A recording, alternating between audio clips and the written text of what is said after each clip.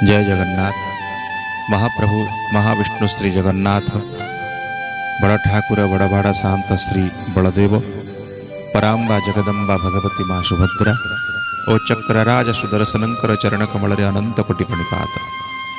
विगत 1987 मसीहार कथा प्रभु श्री जगन्नाथ हेतु की कृपा और अनुकंपा को आधार करी गरजंगा ग्राम पंचायतर बड़पाड़ छक निकटस्थ जातीय राजपथ निकटरे तत्कालीन समय दुखी श्याम लिंगा मुरारी दास, सुधीर षडंगी, बाबाजी सुखदेव दास, सुभाष चंद्र दास, नृसिंह महांती, प्रफुल्ल दास, कांगाली सुतार आदि जगन्नाथ प्रेमी भक्त मानक द्वारा एक जगन्नाथ मंदिर निर्माण कराजिबार स्वप्न को नहीं एक अस्थायी देवगृह श्री जगन्नाथ विग्रह प्रतिष्ठा करा जाई नित्य पूजार्चन करा जाउथिले।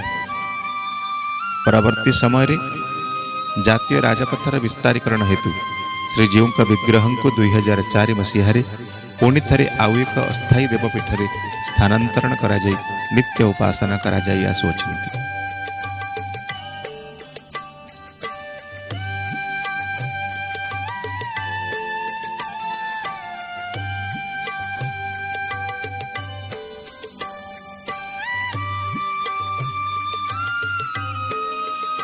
बड़ आनंद और खुशीर कथा वर्तमान समय 30 जनवरी 2024 मसीह गरजंगा देवस्थानम चैरिटेबल ट्रस्ट नाम एक ट्रस्ट गढ़ा जाइए।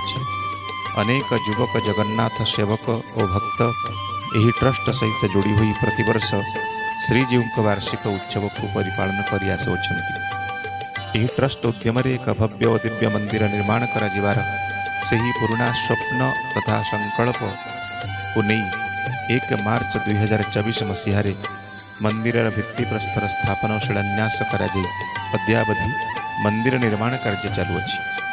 तेबे एते बड़ा मंदिर को पूर्णांग कराइबा एक विशाल लक्ष्य, एनिमित्त अर्थ परम आवश्यक।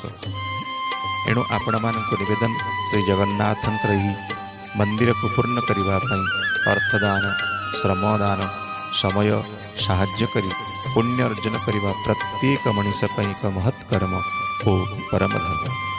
यही श्रेष्ठ कर्म संपादन आपण मानकर दान ही सर्वोत्तम माध्यम। एणु आपण माने दान दे यही कार्य को पूर्ण कराइबे यही आशा रखुचु। जय जगन्नाथ, जय श्री जगन्नाथ।